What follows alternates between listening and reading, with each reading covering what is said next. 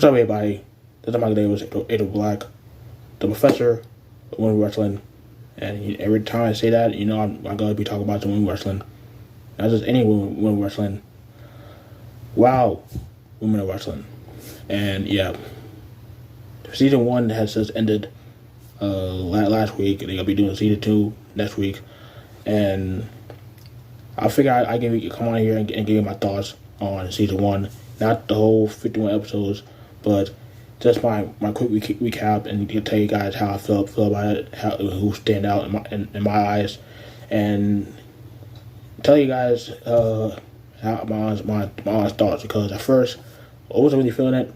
As you guys know, I made that video about how I was not really looking forward to the relaunch of WoW for obvious reasons. Because for a certain someone that was going to be the face of WoW, she did some stuff during the pandemic, and she came some stuff, other stuff came up about her past being a bully.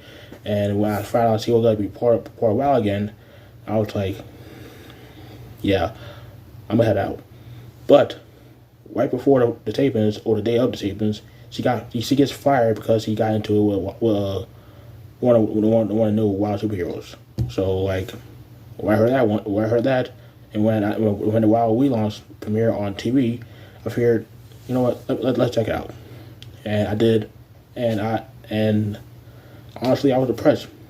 I was impressed with all the women that were involved, the new WoW superheroes and the old WoW heroes that were part of the 2019 season. They came back for the 2019 season, and I was really impressed.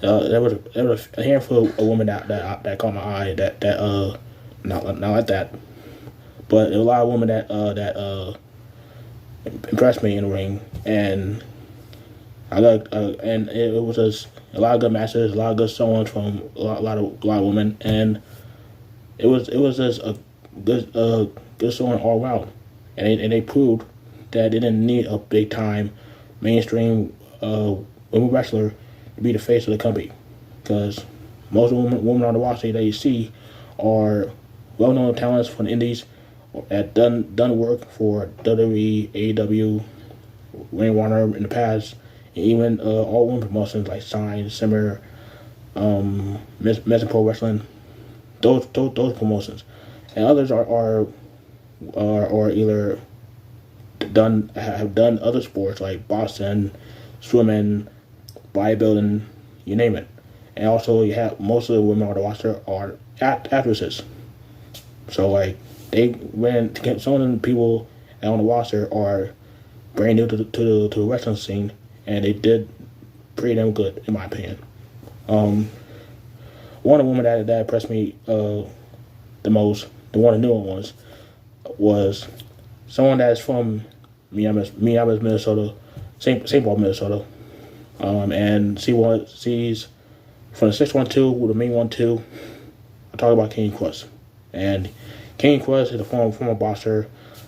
She was boxer for several years, but she now trained her boxing gloves for a pair of wrestling boots. And she did a thing. She was really good. She got better in the ring every match she had. So all the women on the roster that got better by every match, because you could tell that some of the women on the roster that just started, they got better by match, and that's what I like to see. Because with her and other women I'm gonna talk about, she got better in the ring, and what I saw in season 2 at the tapings I saw in a few weeks ago, she has gotten better in the ring. But she reminds me of Sami Zayn when he was in NXT, an underdog that fights underneath, and someone that's known for fighting underneath because she's the boxer. She used that to get big wins against some of the toughest opponents in WoW. And she also is over the crowd, let's go. Like, she does that, gets really over the crowd. And she's impressive. I I gotta talk about her all day. She is really good. She's really good, and she's really cool. So, Kane Quest, you haven't seen any matches of her. I suggest you do, because they upload all matches for season 1 on YouTube, on the YouTube channel. So make sure to check those out if you haven't already. Another one that I was impressed with is Ice Cold. Ice Cold came in a while, kind of lost. She was lost to the shuffle, being aligned with Smash Smart, G.I. Jane, and Coach Cabanelli, and she trying to find herself. But the only when she came out and made the save for Exile, Genesis and Exodus, and that's when Genesis had a light bulb in her head, thinking to herself, well, she saved our buzz against the Tonga Twins. Maybe I can recruit her being part of Exile. And of course, Exodus wasn't feeling it because she has like mentality of that too many snakes around in life. I don't blame her, but Ice Cold, known for being Exile, she used to be a swimmer, and also she lost a couple of relatives in the family, and she knows how to be Exile. Isolation. Anyway, since she's been part of Exile, she had done her part. Win or lose, she had done her part to trying to better herself, not just for herself, but for the team Exile. And speaking of Exile, Genesis and Exodus have been killing it since they been back from Exile. But also in this, they have done a really good job ever since they were used back in 2019, when during the episodes that were not even aired on TV, because before the episode even aired on actual TV, their deal ended unexpectedly. But those matches are also on their YouTube channel too. If you haven't checked those out, again, do so after this video or whenever you deem it please. But Genesis and Exodus have been impressive. They have been mentored and managed by Maria Osaka. Hopefully I said that right. If it didn't, apologies. But they have been training with her, managed by her, and all of a sudden she ended up just not being around anymore. And here comes Ice Cold, filling the void for Exile, and it's been pretty damn impressive seeing them do their thing as a trio, and they have been the best trio in WoW. No, enough said. I know there's other factions and tag teams out there, but as far as trios in WoW, they're the best one, and they're the only one that have been cohesive for all the time. Even though Ice Cold just came into Exile, they have been doing well as a trio. So there you go. Exile have been killing it, and hopefully they have some championship gold, or they end up being there, continuing their winning ways, because they have been really good. Another person that's been really good for Australia, Princess Aussie. Princess Aussie, she was part of the 2019 season as well. Also, during that time, in the 2019 season, she was possessed or Jedi mind tricked by Cyber the Voodoo and Holodead. They were part of that. She was part of that tag team for a little bit. And when the rebrand started, when she first came out, she was back to normal, with no explanation to how or why, how she got out of the spell from the voodoo doll. She just like, I'm here, I'm back to normal. Like, okay, cool. It's good. I mean, also in this, she has been very impressive this season, and she has been impressive throughout her wild career. But this season, she really did really good, especially her match against Penelope Pink in the season finale, in the main event. That match, you haven't seen that match, It was a really good match between two women, and it was a fun match to see.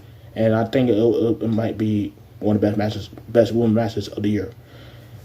Not to be biased, I just think that's a pretty damn good candidate for match of the year for women wrestling. But Bennett Odyssey is still, trying to still let people know that she is worthy of being at the top of the championship picture a while, and the main event of the season finale solidify that. And hopefully she does win that championship down the road, because quite frankly, she does deserve it. Another person that I think deserves the world championship is the returning Beast, because he made her return in the season finale after being out for a majority of season 1, and she had to vacate the championship due to injury, and that's how Penelope Pink won the championship. She won the championship in the gauntlet match during the Comic Con, I think San Diego Comic Con, but Beast had been out majority of season 1. She had trying to get back to 100% love from Dawn Girl.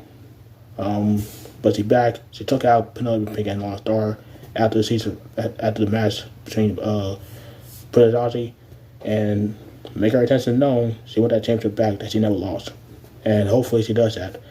I mean, I do want to see Prodigy win that championship down the road, but I also want to see the Beast take that title too. I don't know who she's gonna take the title from, but I do want to see both women have a chance to win championship gold. Speaking of championship gold, let's talk about the Fabulous 4. The faction, the collectively known as Fabulous 4, being managed by the Fabulous Lone Star, of course, because can't have Fabulous 4 without the Fabulous 1. And she managing Vivian McCoy, the Clausen Twins, a.k.a. Miami Street Heat, and of course, the Wild World Champion, Penelope Pink. And I've been seeing a lot of comparisons of this group being compared to a certain faction that was winning Monday Night Raw, Friday Night SmackDown for almost 3 years. Of course, people are comparing this group to the Bloodline. And I can see it. Let me cook, as they would say. Let me cook. You got Lana Star. She's obviously Paul Heyman, but she's not sneaky and slimy as Paul Heyman is. See, we got the Clausen Twins, Lindsay and Laurel, Miami Street Heat. Obviously the Usos, because both the Usos and Miami Street Heat are twins. You got Vic McCoy, of course, the Enforcer, Soul Sequel, the Enforcer of the Bloodline, and you have Penelope Pink, obviously the Woman Reigns, because he's been being champion for a long time, and while longer than anyone that I can remember, except for the Beast, his own girl. So I can see why people compare him to the Bloodline, but honestly, there's only one Bloodline, and that's the ones in WWE. But Call the Twins, Lindsay and Laurel, they have been running the tag team division ever since they came in the WoW, being two-time tag team champions in WoW, taking the titles from the Tonga Twins in the finals of the tournament, and also taking the titles back from Coach Cabanelli and Randy Wagwell at Comic Con. Same Comic Con that Penelope Pink won the Wild World Championship at. And yeah, the Miami Street Heat lost the titles to the Tonga Twins in the second to last episode of the season finale, and we might see that rivalry continue on season 2. Actually, we know that rivalry will be continuing on, because that feud right there, Tonga Twins, Miami Street Heat, and it's gonna be a really pretty damn good feud for the tag team titles. As for Penelope Pink, she's been Wild World Champion for majority of season 1, and she has some tough opponents. She fought King Cross, she fought President Ozzy, of course, but no one seemed to have a number yet. She's still the Wild World Champion heading into season 2, and I'm looking forward to seeing what happens with this fashion, because Lone Star, this is the most successful group successful group of women that I've seen managed by Lone Star. Because she managed a few well-known women. She managed Fake Lioness, aka the Key Lions and NFT. She managed Chrissy Vane for a little bit. She managed Amber Neal. But she hasn't managed a group like this. So group of four women that have been busting their ass and been dominating WoW for majority of season 1. So I gotta give her credit for that. So kudos to the Falcons One Lone Star for creating the most dominant fashion in WoW. Not just in WoW, but in women's wrestling, period. So I gotta give her credit for that. A couple more women that caught my eye. You got the Tonga Twins, of course. The current WoW Tag Team Champions right now after being Miami Heat. The third tag team, the Twin Sisters, the third pair of Twin Sisters that won tag gold in WoW. First one being the Dixie Lions, second one being Miami Heat, of course, and third one being the current champions, the Tonga Twins. And you also have Winning That Way, aka Venomous. She used to be Venomous back in 2019. Now she changed her name to Winning That Way. You have Wrecking Ball. You have Holodead. You have the Mother Truckers. Big Reg, Betty, and Holly Swag. The mother-daughter tag team over there. Of course, you got Jesse Jones. You got Smash Smart, Disciplinarian, G.I. Jane, Americana. I mean, the list goes on and on. There's a lot of good, talented women on the roster, and this group of women right here are the reason why women wrestling is so successful right now. Yeah, they get in 300,000, 400,000 a week on Saturday nights in local channels, and honestly, that's better than being on Access TV, because hardly anyone has Access TV, but everyone has basic cable, and it's been on basic cable for a while, and you don't catch on TV, you can catch on YouTube. So there's no excuse to you not to watch WoW Women Wrestling. And for all the people that saw season 1 of WoW, season 2 not gonna be any different.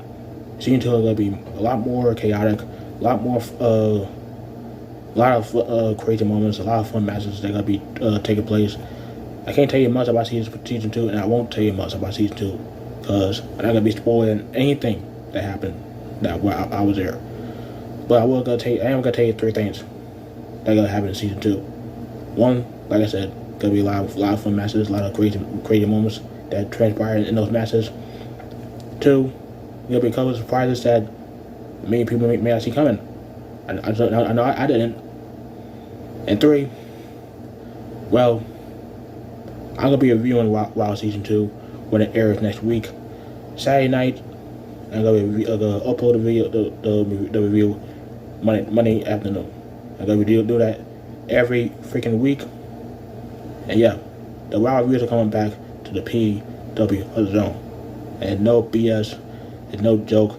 That I've been seeing a lot of returns, a lot of comebacks happening in the wrestling world, whether it be happening in the ring or in the outside the ring, in the podcast world. Hell, you had WLR coming back, the Wrestling Locker Room coming back on the PW Hustle. You haven't seen those episodes on the channel, do so right now. And you also had the Ridiculous Winning podcast came back from one episode only. So like, maybe it's time for me to come back to review WoW Women Wrestling, because I know you guys enjoy my input on WoW, and you like my reviews. Most of y'all are here because of my WoW reviews. So I feel like it's time for me to come back and review WoW Women Wrestling. And of course, I am gonna give you my input, my live experience throughout the reviews, since I was there at the WoW tapings a few weeks ago. So yeah, I'm coming back to do WoW reviews next week. Recording the video on Saturday, uploading them every Monday. I'm gonna do that every week. It doesn't matter how many episodes they air. I'm gonna be doing that every freaking week. So yeah. coming back. So be on the lookout for that. And make sure you like the video, subscribe, tap the bell and hit the bell to miss any of my videos. And hope you have a great weekend. And also, make sure you check out my Flame Moments and PVSO. Speaking of comebacks, I just uploaded last week, part 18 of the PVSO Flame Moments. I ain't gonna be doing more of those videos in the near future, so don't worry. It's not gonna be no one-time thing. I haven't been doing them for a while because one, I just had a motivation of doing them because of stuff happening back behind the scenes. But I'm gonna keep on doing them whenever I have the motivation, whenever I have the right clips. Because I'm trying to upload the same clips multiple times. So I'm gonna keep on doing those videos. I'm gonna be coming back doing those.